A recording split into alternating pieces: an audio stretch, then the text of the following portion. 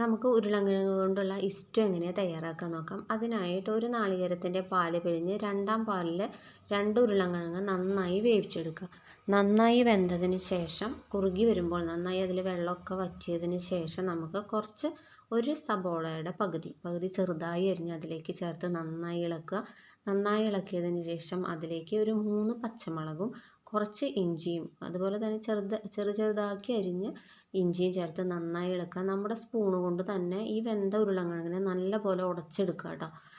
വേവാനുള്ള എളുപ്പത്തിന് കുക്കറിൽ ഒരു വിസിൽ വരുത്തിയാലും മതിയാവും. പക്ഷേ ഇങ്ങനെ വേവിക്കുന്നതായിരിക്കും കേട്ടോ ഒന്നും കൂടി നന്നാവുക. അപ്പോൾ നല്ലപോലെ അതിൽ വെള്ളമൊക്കെ വറ്റിയതിന് ശേഷം നമുക്ക് ഈ ഒരു പരുവാകുമ്പോൾ നമുക്ക് ഒന്നാം പാല് ചേർക്കാം. ഒന്നാം പാല് ചേർത്ത് കഴിഞ്ഞ് കഴിഞ്ഞാൽ തിള വരുമ്പോഴേക്കും ഗ്യാസ് ഓഫാക്കണം. അത് നന്നായി തിളയ്ക്കാനേ പാടില്ല.